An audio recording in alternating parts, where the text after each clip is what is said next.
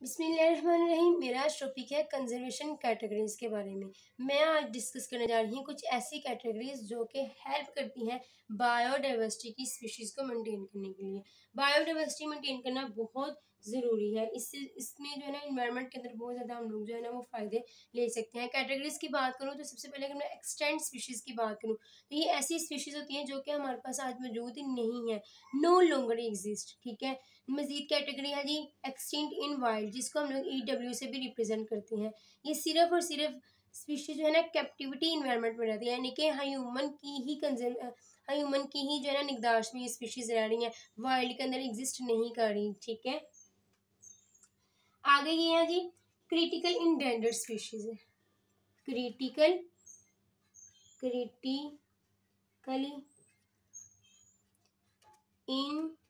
Endangered, critical endangered को हम लोग रिप्रेजेंट करते हैं CR से। ठीक है। ये ऐसी स्पीशीज है जिनको बहुत ही ज़्यादा रिस्क है कि ये जो है ना वाइल्ड के अंदर एक्सटिंक्ट हो जाएंगी। एक्सट्रीमली हाई रिस्क, इनके पास क्या है जी एक्सट्रीमली हाई रिस्क है, इनको बहुत ज़्यादा खदशा लाक है कि ये बहुत जल्दी जो है ना वो ख़त्म हो जाएंगी, नो लॉन्गर एग्जिस्ट करेंगी। हाई रिस्क, जिसका हाई रिस्क है एक्सटेंड होने का वाइल्ड के अंदर। किसके अंदर? वाइल्ड में हाई रिस्क है कि ये एक्सटेंड हो जाएंगी species. Species that have high risk to extend in wild that are called critically endangered species। ठीक है। इंडेंजर्ड स्पीशीज कौन सी होती हैं जी? इंडेंजर्ड स्पीशीज ऐसी स्पीशीज हैं जो कि वेरी हाई रिस्क है, इसको एक्सट्रीमली हाई रिस्क है। ठीक है। जबकि इसका क्या है वेरी हाई रिस्क,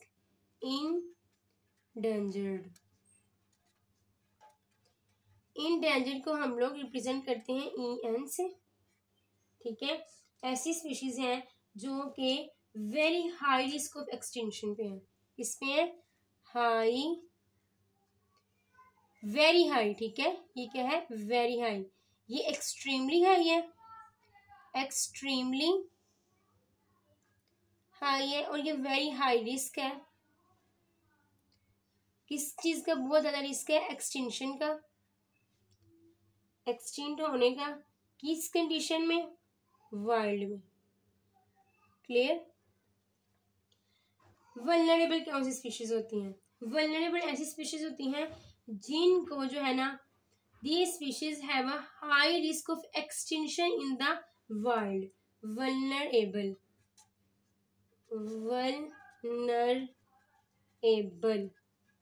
जिसको हम लोग रिप्रेजेंट करते हैं VU से। These species have a high risk of extinction, इनके पास क्या है हाई रिस्क है। ये एक्सट्रीमली हाई रिस्क है तो ये क्रिटिकली इंडेंजर्ड है, और ये अगर इनका वेरी हाई रिस्क है तो वो इंडेंजर्ड है। और इसका क्या है जी very high risk of extinction in the world. क्या है basically these species have a high risk of extinction. इसका वेरी हाई है और ये हाई है, हाई रिस्क ऑफ एक्सटिंक्शन। किस कंडीशन में? वाइल्ड में। या लोग खुद ब खुद ही जो है ना वो डिफ्रेंशिएट कर सकते हैं। क्रिटिकल का आ जाएगा एक्सट्रीमली हाई, ठीक है, जो इंतहा का हाई है, और इंडेंजर्ड का वेरी हाई। जबकि वल्नरेबल की बात करेंगे तो हाई रिस्क है। क्या है? हाई रिस्क हो उन स्पीशीज को एक्सटिंक्ट होने का किस कंडीशन में? वाइल्ड में। मजीद जो कैटेगरी है हमारे पास वो आ जाती है नियर थ्रेटेंड की। किसकी? नियर थ्रेटेंड, नियर थ्रेटेंड की, जिसको हम लोग NT से भी रिप्रेजेंट करते हैं। ऐसी स्पीशीज हैं जो कि बहुत ही क्लोज हों, किसके हों? क्लोज हों फॉर द थ्रेटेंडिंग कैटेगरीज के, लेकिन इनको करंटली जो है ना वो कोई भी खतरा लाक ना हो। In close to qualify, in close, is close कह लें, इज क्लोज टू क्वालिफाइंग किसके लिए जी? थ्रेटेनिंग कैटेगरीज के लिए, थ्रेटेनिंग कैटेगरीज के लिए, कैटेगरी के लिए। लेकिन इनको जो है ना करंटली जो है ना खतरा लाक नहीं है, but is not currently threatened, but लेकिन इज नॉट करंटली थ्रेटेंड, लेकिन जो क्या है अभी मौजूदा जो है इनको खतरा लाक नहीं है। Dead species are called near threatening. ठीक है, आगे जी लीस्ट कंसर्न, कौन सा जी? लीस्ट कंसर्न, जिसको हम लोग LC से रिप्रेजेंट करते हैं। लीस्ट कंसर्न ये स्पीशीज है जो कि कंसिडर नहीं की जाती थ्रेटेंडेड के, इनको कोई भी खतरा लाक नहीं है। ये नियर थ्रेटेंडेड थी जो कि क्लोज क्वालिफाइंग थी थ्रेटेंडेड के, लेकिन इनको क्या है अभी कोई भी खतरा लाक नहीं है। Not considered near threatened, not considered, not considered near threatened, यानी कि इनको खतरे के नजदीक भी ये स्पीशीज जो है ना कंसिडर नहीं की जा रही। That are called the least concern, that are called the least concern. आगे आ जाते हैं data deficient. Data deficient category कौन सी होती है?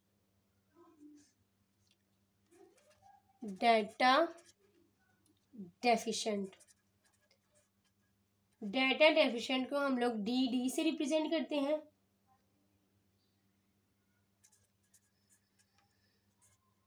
डाटा डेफिशिएंट ये इनएडिक्वेट इंफॉर्मेशन, यानी कि ऐसी स्पीशीज जिनके बारे में जो ना कोई सही से जो है ना इंफॉर्मेशन मौजूद नहीं है, नामुनासिब इंफॉर्मेशन मौजूद है। इनएडिक्वेट, इनएडिक्वेट information exist,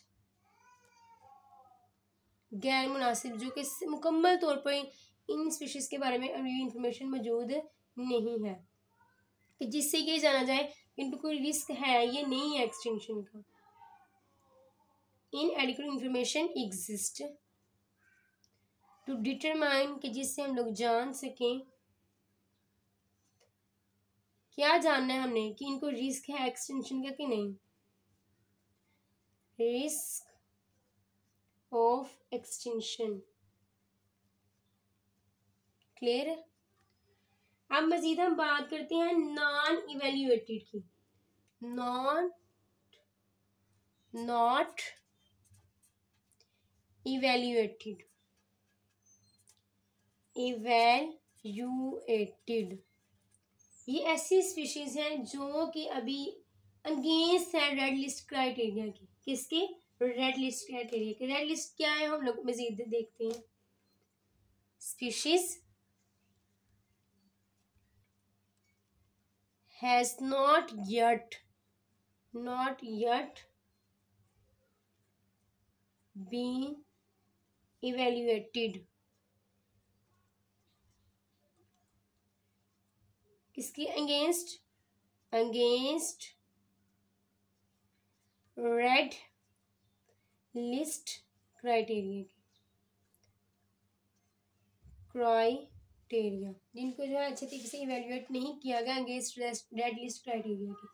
red list criteria क्या है जी? International union of conservation nature ने red list of threatened species focus किया है वर्ल्ड वाइड अटेंशन, ताकि जो है स्पीशी लेवल के ऊपर जो है ना खतरा देखा जाए। मैं आपको इसको डिफाइन करके बताती हूँ। रेड लिस्ट क्राइटेरिया,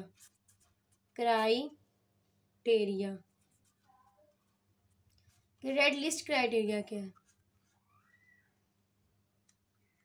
एक ऑर्गेनाइजेशन है जिसका हम लोग IUCN कहते हैं। ठीक है, इसने क्या किया है जी? इसने पूरी दुनिया में ये तवज्जो दिलाई है कि स्पीशी लेवल को जो है ना वो खत्म होने से बचाया जाए, ठीक है। रेड लिस्ट सिस्टम ने प्रोवाइड किया है सिस्टमैटिक लिस्ट ऑफ स्पीशीज। इसने क्या प्रोवाइड किया है, एक सिस्टमैटिक लिस्ट प्रोवाइड की है उन स्पीशीज की जिनको खतरा लाक है, स्पीशीज जो इनको क्या है, खतरा लाक है कि वो एक्सटिंक्ट हो जाएंगी। किसी का खतरा लाक है कि वो कहीं एक्सटिंक्ट ना हो जाए। रेड लिस्ट क्राइटेरिया ने एक सिस्टमैटिक लिस्ट प्रोवाइड किया उन तमाम स्पीशीज को जिनको खत्म होने का खदशा लाक है। ये जो थी बेसिकली इनिशिएटेड थी 1966 में। इसने कब इनिशिएट लिया था, इनिशिएट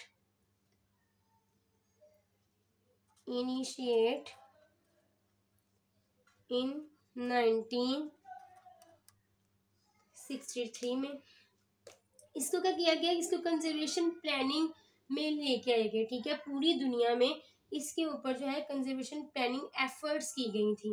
रेड लिस्ट क्राइटेरिया को इस्तेमाल किया गया डेवलपिंग मेथड के जरिए पॉपुलेशन वाइबिलिटी एनालिसिस पर, ठीक है। और इस क्राइटेरिया के मुताबिक जो फोकस किया गया पॉपुलेशन ट्रेंड के ऊपर, ठीक है, और उनके हैबिटेट कंडीशन के ऊपर। साथ साथ इसने प्रोवाइड किए थे वो तमाम स्टैंडर्ड मेथड जिनके जरिए जो है आसानी से पॉपुलेशन की स्पीशीज को जो है ना वो बेहतर इन्वायरमेंट प्रोवाइड किया जा सकता था। दूसरे लफ्जों में it provides a standard method of classification by which decision can be renewed and evaluated. अब कंजर्वेशन स्ट्रेटजीज कौन कौन सी थी, दो वेज थे, ठीक है। कंजर्वेशन स्ट्रेटजीज किसकी बात करने जा रही हूँ, कंजर्वेशन स्ट्रेटजीज की। कंजर्वेशन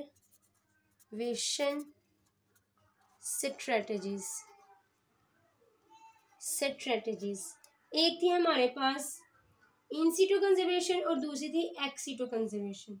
सबसे पहले कौन सी कंजर्वेशन लोग देखते हैं, इन सीटू कंजर्वेशन।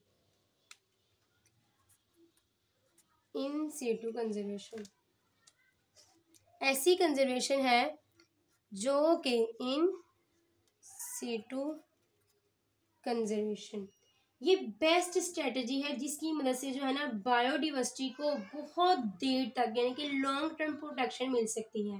क्लियर है।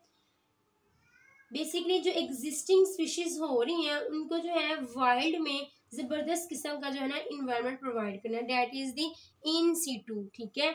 अब इन सीटू कंजर्वेशन जो है ना वो मेंटेन, इसका मकसद ये नहीं है कि सिर्फ और सिर्फ इसने जो है ना वो स्पीशीज की जेनेटिक डाइवर्सिटी को ही मेंटेन करना है, बल्कि इसका मकसद ये भी है कि इसने स्पीशीज को इस काबिल करना है कि वो एक इन्वायरमेंट से दूसरे इन्वायरमेंट के अंदर शफल हो सके। क्लियर है। इसने क्या करना है जी, इन सीटू कंजर्वेशन से क्या मुराद है, लॉन्ग टर्म प्रोटेक्शन है। बेसिकली क्या है, लॉन्ग टर्म प्रोटेक्शन है। इसकी लॉन्ग टर्म प्रोटेक्शन है उन तमाम स्पीशीज की जिनको जो है वो एक्सटिंक्ट होने का खतरा लाक है, ताकि उनको प्रिजर्व किया जाए, ठीक है। इन्होंने क्या करना है, इन्होंने स्पीशीज को इस काबिल करना है कि वो आसानी से जो है ना वो ज़बरदस्त किस्म के एनवायरनमेंट में डाल सके। ना सिर्फ वो स्पीशीज बल्कि वो होस्ट जो कि दूसरी इंटरलिंक स्पीशीज के साथ ताल्लुक रखता है उनको भी कंजर्व किया जा सके। इसके साथ साथ इसने स्पेसिफिक एरियाज को डिजाइन किया है एज ए प्रोटेक्टिव साइट के तौर पर, ठीक है, जहाँ पर मुख्तलिफ लेवल्स के जो पॉपुलेशन है उनको जो है मेंटेन किया जाता है। लेस डेवलप्ड एरियाज, पूरी दुनिया के जो लेस डेवलप्ड एरियाज है ना जहाँ पे चीप वे से यानी कि बहुत ही सस्ते तरीके से जो है ना इन एरियाज को मेंटेन किया जा सके, तो बेसिकली वो एरियाज इस्तेमाल किए जाते हैं। ये एरियाज होते हैं ना हाई बायोडाइवर्सिटी के साथ ये ऑर्गेनाइज होते हैं। बायोस्फीयर रिजर्व इसकी एग्जांपल आ जाती है। कौन सी आ जाती है, बायोस्फीयर। इन सीटू कंजर्वेशन में कौन सी कैटेगरी आ जाती है, बायोस्फीयर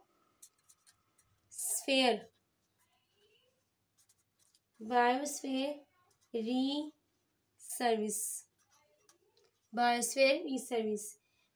ये जो बायोस्फीयर का जो कंसेप्ट है ना, बेसिकली ये डिवेल्प करता है खुद इंसान, ठीक है, और यूनेस्को का बायोस्फीयर प्रोग्राम। बायोस्फीयर रिजर्व ने अटेम्प्ट करना है उन तमाम प्रॉब्लम्स को जो कि किसी भी स्पीशीज की बायोडाइवर्सिटी को लाक है, ठीक है। और इसने क्या करना है, बायोलॉजिकल रिसोर्स पे फोकस करना है ताकि जो है नेचुरल रिसोर्सेज, जो कि सस्टेनेबल यूज है नेचुरल रिसोर्सेज का, उसके जरिए स्पीशीज को क्या किया जा सके, कंजर्व किया जा सके।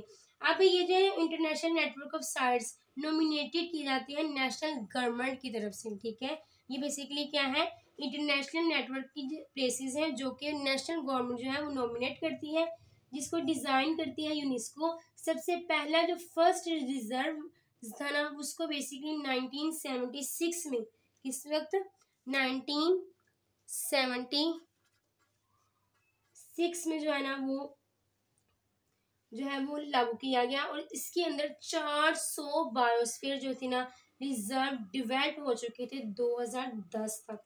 कितने, 2010 तक 400 बायोस्फीयर रिजर्व हो चुके थे, मैंने क्या बताया है, बेसिकली इसको जो है गवर्नमेंट जो है ना इशू करती है, नेशनल गवर्नमेंट क्या करती है, इसको नॉमिनेट करती है। क्लियर। मजीद है कि नेशनल पार्क्स क्या आ जाती है, नेशनल पार्क्स, नेशनल पार्क्स ऐसे एरियाज हैं जहाँ पे स्ट्रिक्ट रूल जो है ना वो अप्लाई किए जाते हैं। स्ट्रिक्ट रूल किसके अकॉर्डिंगली, ह्यूमन एक्टिविटीज के अगेंस्ट, ठीक है। इसमें क्या किया जाता है, स्ट्रिक्ट रूल्स की इम्प्लीमेंटेशन होती है अबाउट ह्यूमन एक्टिविटीज,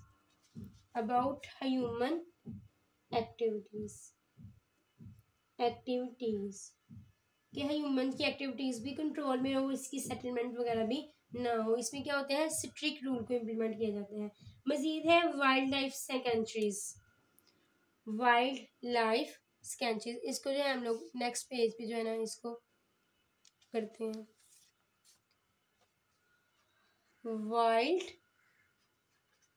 लाइफ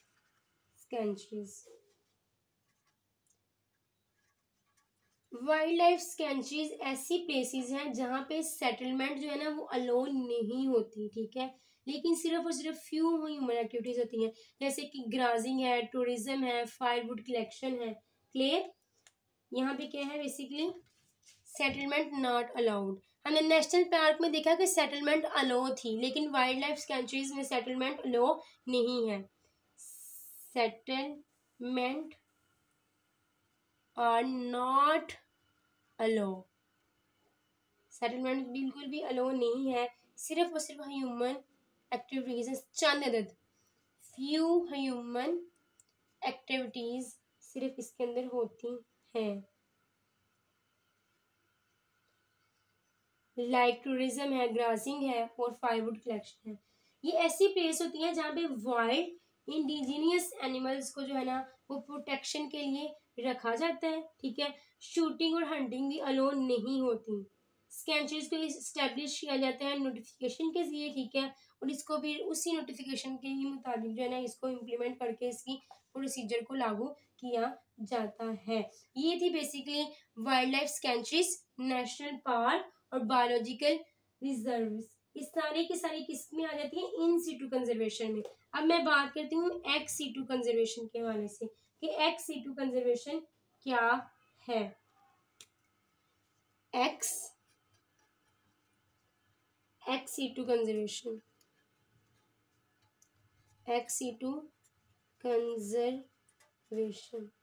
ये ऐसी कंजर्वेशन है जिसके अंदर जो है मेंटेन किया जाता है स्पीशीज को आर्टिफिशियल कंडीशन में। किसमें किया जाता है, आर्टिफिशियल कंडीशन में स्पीशीज को मेंटेन किया जाता है। स्पीशीज मेंटेन्ड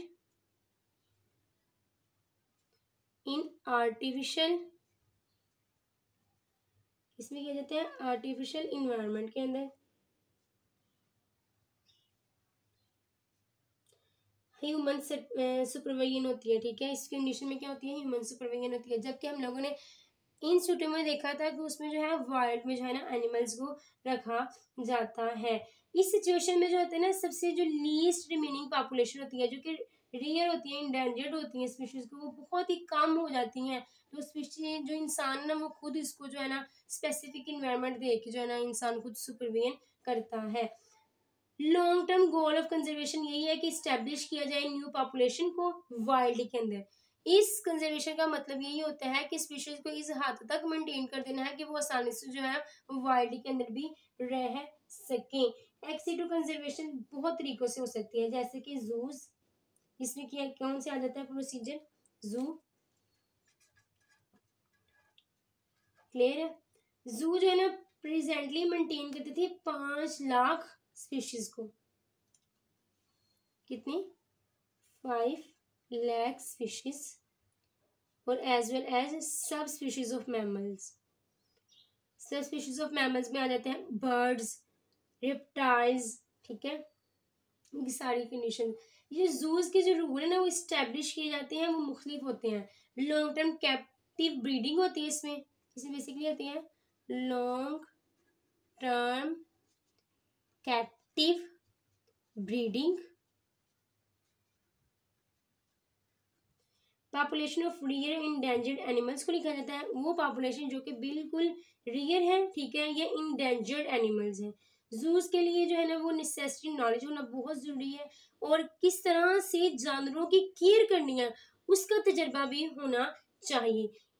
न सिर्फ ये कि एनिमल की केयर कैसे करनी है, बल्कि साथ साथ वेटरनिटी मेडिसिन कौन सी जरूरी है, एनिमल के साथ बिहेवियर किस तरह का करना है, ये चीज़ें, रिप्रोडक्टिव बायोलॉजी को समझना बहुत ज़रूरी है, इनकी जेनेटिक्स वगैरह, और लेटेस्ट टेक्नोलॉजी जो कि हेल्प करें कि जो इंडेंजर्ड स्पीशीज को कैप्टिव पॉपुलेशन के अंदर किस तरह से इस्टेब्लिश करना है। तो इसके लिए बेसिकली ये नॉलेज होना बहुत ज़्यादा ज़रूरी है, ताकि आसानी से इन स्पीशीज को जू में रख के दोबारा से इंट्रोड्यूस करवाया जाए वाइल्ड के अंदर।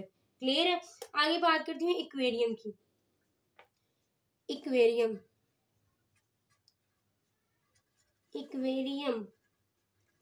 करंटली जो है ना अप्रोक्सीमेटली 6 लाख इंडिविजुअल फिश को मेंटेन किया गया एक्वेरियम के अंदर थ्रू आउट दी वर्ल्ड, पूरी दुनिया में, जिसमें फ्रेश वाटर भी थी और मेरीन भी थी, ठीक है। और इस उम्मीद के साथ कि इनको क्या वाइल्ड के अंदर इंट्रोड्यूस करवाया जाएगा।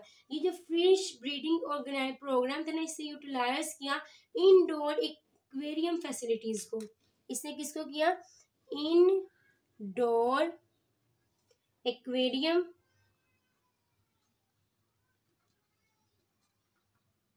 फैसिलिटीज को, सेमी नेचुरल वाटर बॉडीज को, और फिश फार्म्स वगैरह को, जिसके जरिए जो है ना ये फिश को मेंटेन किया गया। दूसरा आ जाता है बोटेनिकल गार्डन्स। क्या आ जाता है, बोटेनिकल गार्डन्स। बोटेनिकल गार्डन में फोकस किया गया कल्टीवेटिंग रेयर और इंडेंजर्ड प्लांट स्पीशीज पर। बोटेनिकल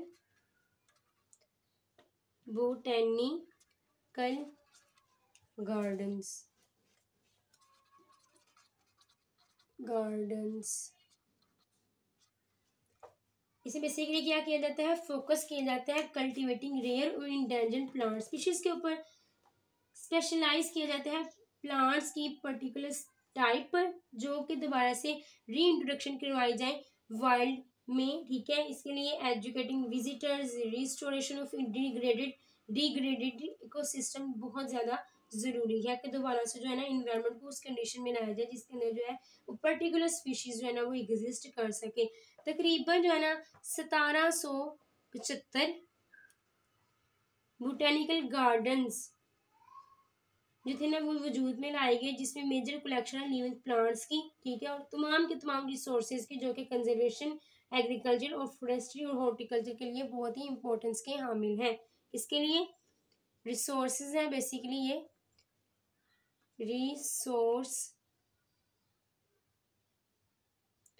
रिसोर्स है कंजर्वेशन का,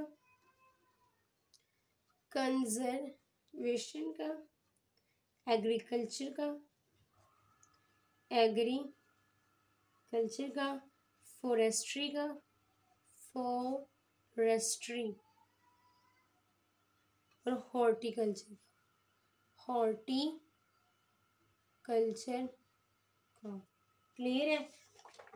इसमें बेसिकली कौन कौन सी कैटेगरी आ जाती है? हमने 3 कैटेगरीज ही इन सीटो में पढ़ी और 3 कैटेगरीज ही एक्सीटो कंजर्वेशन में पढ़ी। एक्सीटो में जूज है, एक्वेरियम है और बोटेनिकल गार्डन है। हर एक की अपनी अपनी इंपॉर्टेंस है। एक्सीटो में हम लोग क्या करते हैं? आर्टिफिशियल कंडीशन के जरिए स्पीशीज को मेंटेन करते हैं, जबकि इन सीटो कंजर्वेशन में हम लोग जो है वो वाइल्ड में रहते हुए एनिमल की प्रिजर्वेशन करते हैं, उनको कंजर्व करते हैं। अगर तो वीडियो अच्छी लगी हो, क्वेश्चन पूछना हुआ इस लेक्चर से रिलेटेड तो ज़रूर पूछेगा। अपना ख्याल रखिएगा, दुआ में याद रखिएगा। इंशाल्लाह मिलते हैं नेक्स्ट वीडियो में। अल्लाह हाफ़िज़।